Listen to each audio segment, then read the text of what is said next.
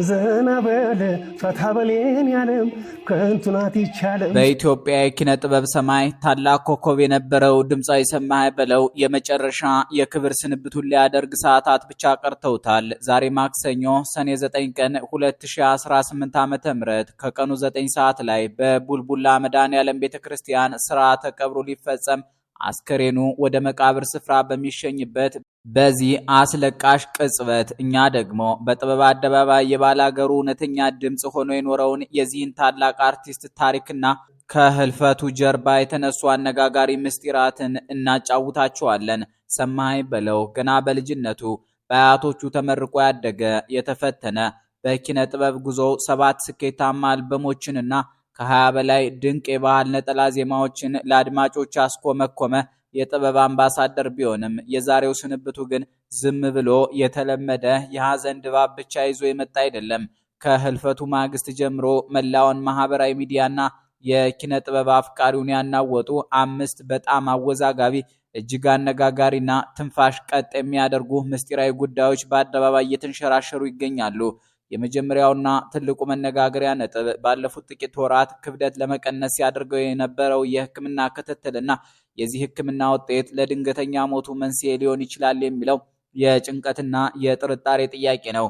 ከዚህ በመቀጠል በትውልድ ሐረጉ የአማራ ብሔረሰብ አባል ሳይሆን በጣና ሐይቅ ዙሪያ ከሚኖረውና በጥንታዊነቱ ከሚታወቀው የወይጦ ማህበረሰብ ወጥቶ ሳለ እንዴት የአማራንና የጎጃምን ባህል እስከ ጥግ ተረድቶ የባህል እውነተኛ ጠበቃ ሊሆን ቻለ የሚለው የማንነትና የጥበብ ድንቅ ምስጢር ሌላኛው መነጋገሪያ ነው።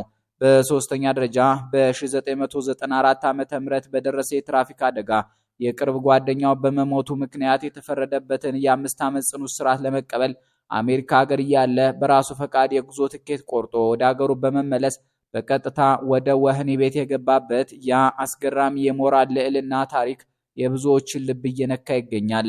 አራተኛው አወዛጋቢ አጀንዳ ደግሞ የአሁኑ የፖለቲካ ስልጣን ለውጥ ከመጣ ወዲህ በርካታ አንጋፋ አርቲስቶች በድንገት እየሞቱ የምርመራ ውጤታቸው ይፋ ለመሆኑን በማንሳት የሰማኸኝንም ሞት ከዚሁ ምስጢራዊ ሰንሰለት ጋር ለማገናኘት የሚሞክሩ የፖለቲካ ጥርጣሬዎች ናቸው።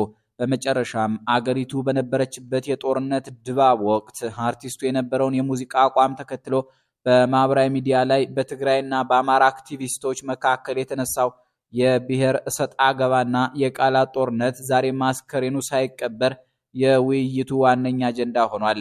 እነዚህን 5 አንኳርና ትኩረት የሳቡ ጉዳዮችን እርስ በርስ እያስተሳሰርን የአርቲስቱን የህይወቱ ውጣ ውረድ፣ የኪነ ጥበብ አሻራና የታሪክ ገጾችን በዚህ እጅግ ሰፊና ጥልቅ መሰናዶ ውስጥ በዝርዝር እንፈትሻለን። ባደረበት ህመም በህክምና ሲረዳ ቆይቶ ሰኞ ሰኔ 8 ቀን ጠዋት ላይ በርካታ አድናቂዎቹንና ወዳጆቹን ባስደነገጠና ባልተጠበቀ ሁኔታ ከዚህ ዓለም በሞት መለየቱ የተሰማው የሰማኸኝ በለው ህልፈት ዛሬ ላይ ትልቅ ጥርጣሬና ያንን ማዕበል አስነስቷል። አርቲስቱ ከመሞቱ ጥቂት ቀደም ብሎ ግሎው ኢትዮ ተርኪሽ ወደ ተባለ ድርጅት በመሄድ የክብደት መቀነስ ህክምና በመከታተል ላይ መሆኑንና በየጊዜው ያስመዘገበውን የክብደት ለውጥ እያሳየ በርታ በሉኝ እያለ ድርጅቱን በማህበራዊ ሚዲያ ላይ በስፋት ሲያስተዋውቅ እንደነበር መላው ህዝብ የሚያውቀው እውነት ነው። በ7 ሳምንታት የህክምና ክትትል ብቻ 10 ኪሎ ማቃለል መቻሉን በከፍተኛ ተነሳሽነትና ደስታ ገልጾ ህክምናውን በቅርበት ለሚከታተሉለት ባለሙያዎች ያለውን ጥልቅ ምስጋና ሲያቀርብ የነበረው ይህ የጥበብ ሰው ከዕለታት በአንዱ ጠዋት ከመኝታችን ስንነሳ ህልፈተ ህይወቱ መሰማቱ አሟሟቱን እጅግ ምስጢራዊና አጠራጣሪ አድርጎታል። ጋዜጠኞችና የቅርብ ወዳጆቹ ይህንን ነገር በቸልታ የምናየው አይሆንም፣ ለሞት ያበቃው የጤና ችግር በአስቸኳይ ይምራራልን እያሉ በከፍተኛ ድምጽ እየጠየቁ ይገኛሉ። ሰማኸኝ ለመሆኑ ለክብደት መቀነስ የተጠቀመው መድኃኒት ሳይረዳው ቀርቶ ነው ወይንስ መድኃኒቱ ራሱ ውስጣዊ አካላቱን ጎድቶት ለድንገተኛ ሞት ዳረገው የሚለው ጥያቄ የብዙዎች አእምሮ ውስጥ የሚመላለስ ከባድ እውነት ሆኗል። ይባስ ብሎ ደግሞ ምናልባት በሌላ ስውር ህመም ምክንያት እየተከሰተ የነበረውን የክብደት መቀነስ ሂደት ልክ በህክምና ክትትል የተገኘ ስኬት አስመስለው ድርጅቱ ማስታወቂያ ሲሰራበትና ሌሎችንም ለማጥመድ ሲሯሯጡበት የነበረ የፈጠራ ወሬ ይሆን የሚለው ጥርጣሬ የጉዳዩን አደገኛነት ያጎለዋል። ዝም ብሎ በደፈናው ብቻ ባደረበት ህመም በህክምና ሲረዳ ቆይቶ ከዚህ ዓለም በሞት ተለየ የምትለው የተለመደች የዜና እረፍት መግለጫ አሁን ላለው ማህበረሰብ ምንም አይነት ስሜት የሚሰጥ ባለመሆኑ ፖሊስ ቀብሩ ከመፈጸሙ በፊት አስቸኳይና ጥልቅ ምርመራ አድርጎ ውጤቱን ለህዝብ ይፋ እንዲያደርግ ከፍተኛ ግፊት እየተደረገ ነው። የመጨረሻ ሰዓታቱን በተመለከተ ልጆቹን ዋቢ አድርገው የወጡ መረጃዎች እንደሚያሳዩት ሰኞ ጠዋት የድካም ስሜት ተሰምቶት በልጆቹ አማካኝነት ወደ ሆስፒታል እየተወሰደ በነበረበት አፍታ በመኪናው ወንበር ላይ ዘንበል ያለ ሲሆን ሆስፒታል ደርሶ ከገባ በኋላ ብዙም ሳይቆይ ህይወቱ አልፏል። ይህ ድንገተኛ ህልፈት ነው እንግዲህ በህክምናውና በመድኃኒቱ ላይ ትልቅ ጥርጣሬ እንዲፈጠር ያደረገው።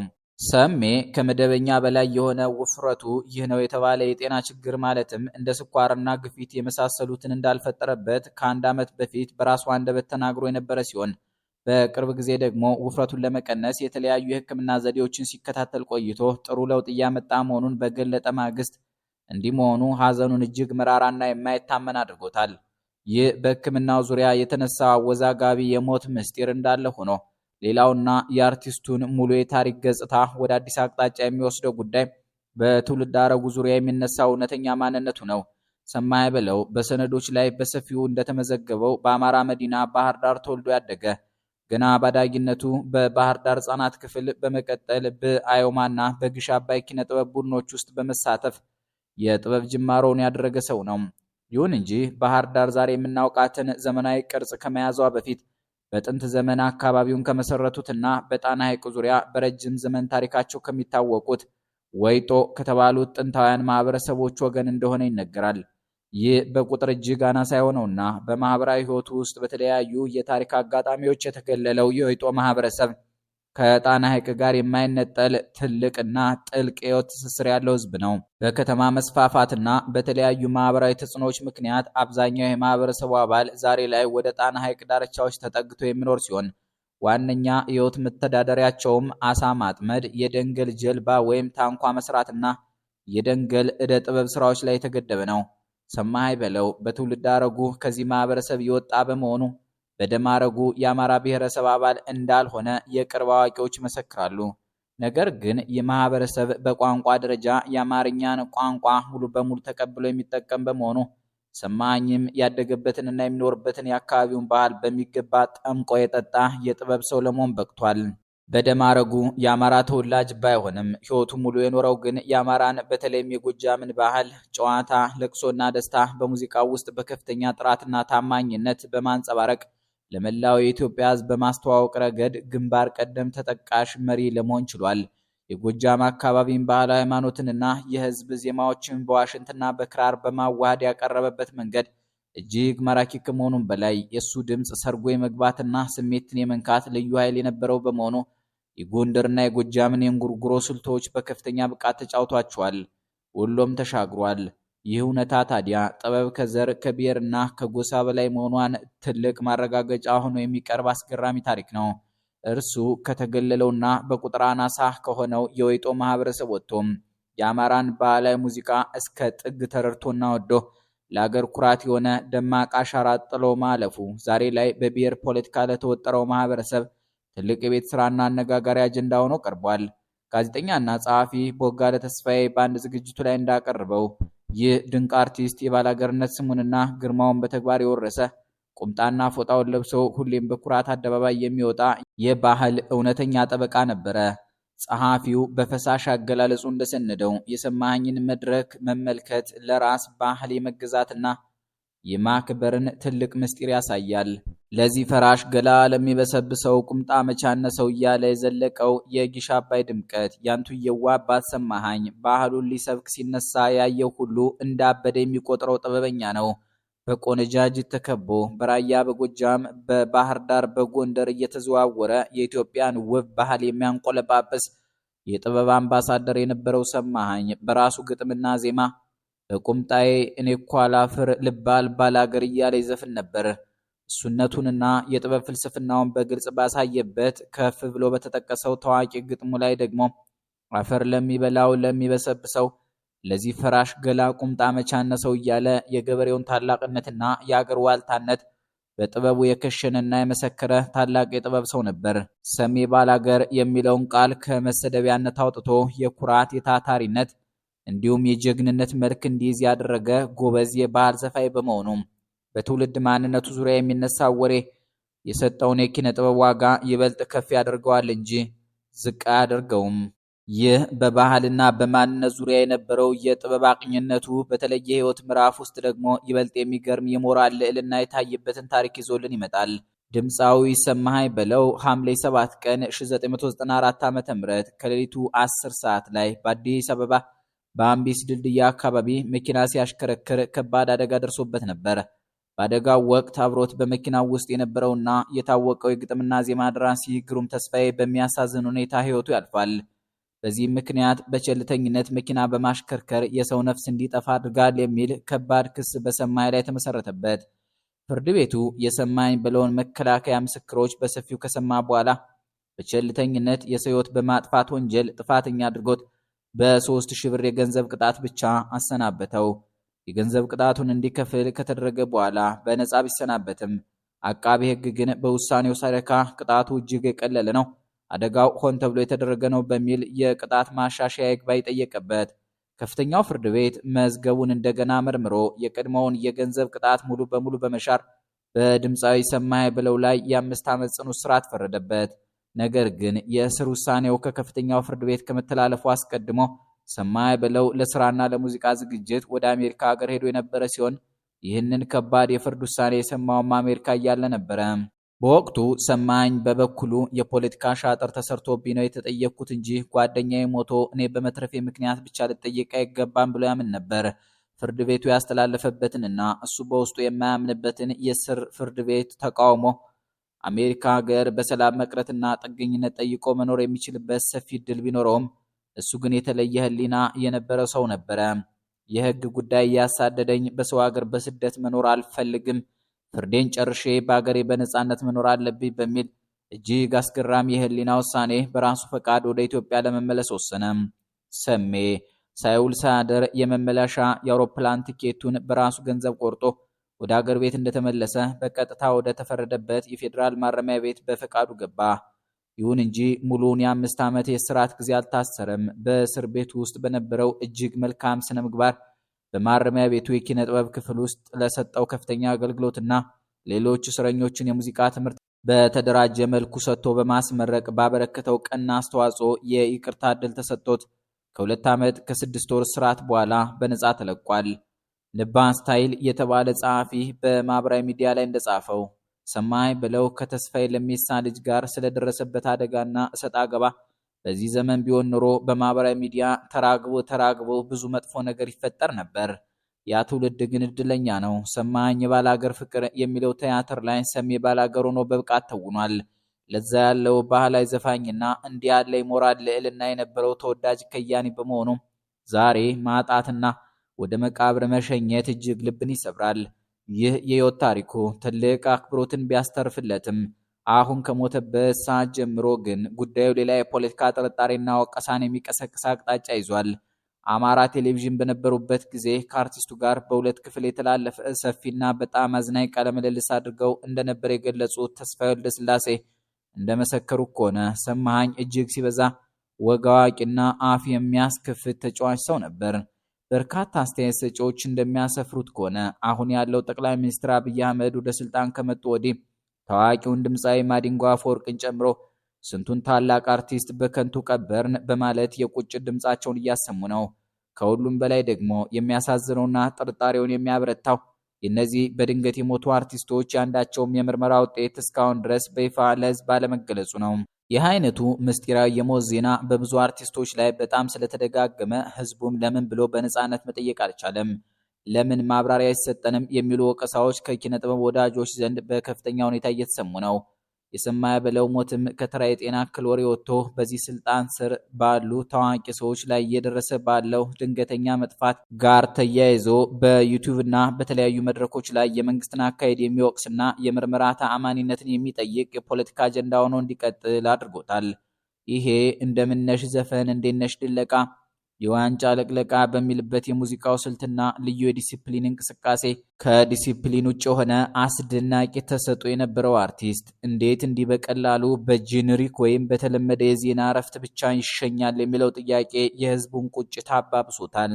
የሰማኸኝን ልዩ የመድረክ ላይ ውዝዋዜና ንቅናቄ ቦጋለ ተስፋዬ ሲገልጸው እስክስታው የመሬት ጠቅላይ አዛዥ ነው ይለዋል። ትዕዛዙን ሲያወርድ አንድን ነገር ሶስት አድርጎ ድምፁን እየሳበና እያስተጋባ ካባውን ጠቅለላ አድርጎ የባህልን ውበት ሙሉ በሙሉ ይወክላል። አረንጓዴ፣ ቢጫ፣ ቀይ አርማውን ጠቅልሎ አገሩን ለብሶ የሚዞረው ይህ አርቲስት ያደገበትን ታላቁን የአባይ ወንዝ ግርማና ውበት አባይን ቁልቁል እያየ ቶሎ ተመለስ እያለ በራሱ ዜማ ያወድስ የነበረ የአገር ሀብት ነው። ያደገበትንና የተወለደበትን ውሃ ያንቆለጳጰሰበትን ባህል በባህር ዳር እየተመላለሰ ይዘክረው የነበረ ታላቅ ሰው በመሆኑ ሞቱ የፖለቲካ ጥርጣሬ ማስነሳቱ አልቀረም። ይህ በፖለቲካው ዙሪያ የነበረው ፍጥጫ እንዳለ ሆኖ በአሁኑ ጊዜ በማህበራዊ ሚዲያው ላይ የብሔር ፖላራይዜሽንን የፈጠረው ትልቁ ክርክር ደግሞ ከትግራይና ከአማራ አክቲቪስቶች ጀርባ የተነሳው እሰጥ አገባ ነው። ሰማኸኝ በለው በአንድ በኩል ባንዲራውን ለብሶ ፋሽስት ደንግጦ እስኪጠፋ ድረስ በዳግማዊ ቴዎድሮስ መንፈስ እጅ አልሰጥም የሚል ልዩ ታሪክን እያንጎራጎረ ያደገ አርቲስት ነው። ሌላ ጊዜ ደግሞ በራሱ ታዋቂ ዜማ ደቦት እንስራ ሲል ከወበሌው ሁሉ እየወጣ ይከተለው የነበረ የህዝብ ሰብሳቢ ነበረ። ይሁን እንጂ በኢትዮጵያ የሰሜኑ ጦርነት በነበረበት ጊዜ አርቲስቱ ያሳየውን አቋም በመጥቀስ ኃይለ መስቀል ጸጋ የተባለ አክቲቪስት እንደታዘበው የሆነ ታዋቂ ዘፋኝ ሲሞት ተጋሩ ወገኖቻችን በጦርነቱ ጊዜ ዘፍኗል አልዘፈነም ብለው በኢንተርኔት ፍለጋ ያደርጋሉ በማለት የብሔር ትችት ሰንዝሯል። በትግራይ አክቲቪስቶች በኩል ደግሞ በጦርነቱ ወቅት በርተጋዳ ላይ በሎም እያለ የዘፈነ አርቲስት እያለ ሰማኸኝ ሲሞት እሱ በጦርነቱ ጊዜ አገር አፍራሽ ዘፈን ዘፍኖ ነበር፣ ግን እኛ ጨካኝ አይደለንም፣ ነፍሱን ይማረው ለማለት የሚሞክሩ ወገኖች መኖራቸውን በመጥቀስ እርስ በርስ መካሰስ ተጀምሯል። የአገር ባለውለታ የሆነና ጉዞ ማለቂያ የሌለው ከራያ ጎጆዎች መንደር በፍቅር ተለቅፎ ዱላውን ታቅፎ በራያ ልጃገረዶች ወለላዋ እያለ በሚያምር መንፈስ ውስጥ የሚስተዋለው የሰማኸኝ ጥበብ ዛሬ ላይ በዚህ የብሔር ፍጥጫ ውስጥ መውደቁ እጅግ ያሳዝናል። ከኮረብታ ወጥቶ ማዶን ሲያሻግር ቁልቁለቱን ወርዶ አቀበትን ሲወጣ እረኛ መስሎ ከከብቶች ጋር ሲውል የዜማውና የቅኔ ችሎታው ማንኛውንም አድማጭ አይሰማኸኝ ለመሆኑ ምን ይሆን የሰጠህ እንዲል ያስገድድ የነበረ ድንቅ አርቲስት ዛሬ በሞተበት ቅጽበት እንኳን ሳይቀር የጦርነት ጊዜ ፖለቲካ አቋሙ እየተመረመረ የብሔር መጠቋቆሚያ መደረጉ በማህበራዊ ሚዲያው ላይ ያለውን ጥልቅ መከፋፈል በጉልህ ያሳያል። ጸሐፊው ቦጋለ ተስፋዬ በኩራት እንዳሰፈረው ሰማኸኝ በለው የጦር መሳሪያውን ታጥቆ ነጠላውን ጣል አድርጎ ከነጎፈሬው የሚታይ የአርበኛ መንፈስ ወራሽ ነው። የሰባት ትውልድ ስም የተሸከመው ሹምዬ ሽፈራው አንዳርጋቸው እየተባለ የሚንቆለጳጰሰው ወንዝ ዘልቆ የአገር ማንነት የዘመረው ሰማኸኝ በለው በጥበብ አደባባይ የባላገሩ እውነተኛ ድምፅ ሆኖ የኖረ ቢሆንም የዛሬው የስንብት ቀኑ ግን እነዚህን አምስት ታላላቅና አወዛጋቢ ጉዳዮችን በትውልዱ አእምሮ ውስጥ ጥሎ አልፏል። በአንድ በኩል በክብደት መቀነስ ሕክምናውና በድንገተኛ አልፈቱ ዙሪያ የተነሳው የሕክምና ስህተት ጥርጣሬ፣ በሌላ በኩል ደግሞ ከወይጦ ማህበረሰብ ወጥቶ የአማራን ባህል በሚገባ የወረሰበት ያ አስገራሚ የማንነቱ ምስጢር በአሜሪካ የነበረውን ነፃነት ትቶ የ5 ዓመት እስራቱን ለመቀበል በራሱ ፈቃድ የመጣበት የህሊና ጽናት፣ የአሁኑ መንግስት ወደ ስልጣን ከመጣ ወዲህ የአርቲስቶች ድንገተኛ ሞትና የምርመራ ውጤቶች ያለመገለጽ የፈጠረው የፖለቲካ ጥርጣሬና በመጨረሻም በጦርነቱ ወቅት በነበረው አቋም ምክንያት በትግራይና በአማራ አክቲቪስቶች መካከል የተነሳው የብሔር ሰጣ ገባ ሁሉም በአንድ ላይ ሆነው የሰማኸኝን ስም ዛሬም ድረስ በታላቅ አነጋጋሪነት በአደባባይ እንዲያስተጋባ አድርገውታል። ከሰማኸኝ በለው ተወዳጅ የባህል ስራዎች መካከል ባላገር፣ ደቦት እንስራ፣ ዘገኛ፣ አለሽ ነገር፣ ዝናቡ፣ ዓለምን እንደምነሽ የሚሉት ሁልጊዜም በኢትዮጵያውያን ልብ ውስጥ በክብር ሲታወሱ ይኖራሉ። ከተሰጠው ባሻገር በተገኘበት ቦታ ሁሉ ሳቅን የሚፈጥር እጅግ ተጫዋች፣ ቀልድ አዋቂ እንዲሁም በመልካም ስብዕና ይታወቅ የነበረው ሰማኸኝ በአንድ ወቅት 3 ነገር ወዳለሁ፣ አገሬን፣ ትዳሬንና ስራዬን በማለት መርሁን ገልጾ ነበር። ከ35 ዓመታት በላይ በዘለቀው የትዳር ህይወቱ የ4 ልጆች አባት የነበረው ድምፃዊ ሰማኸኝ በለው ዛሬ ቀን 9 ሰዓት ላይ በቡልቡላ መድኃኔዓለም ቤተክርስቲያን አፈሩን ሲለብስ የተነሱ ጥርጣሬዎችና አወዛጋቢ ጉዳዮች ግን ሳይቀበሩ ለረጅም ጊዜ በትውልድ ዘንድ መነጋገሪያ ሆነው እንደሚቀጥሉ ምንም ጥርጥር የለውም። ፈጣሪ ነፍሱን በሰላም ያሳርፋት። ለቤተሰቦቹና ለአድናቂዎቹ በሙሉ መጽናናትን እንመኛለን። እናንተም ከሰማኸኝ በለው ጋር የተያያዘ ትውስታችሁን፣ ትዝታችሁን፣ ናፍቆታችሁን፣ መውደዳችሁን፣ አጠቃላይ አስተያየታችሁን በአስተያየት መስጫው ውስጥ ጻፉልን፣ እናነብላችኋለን።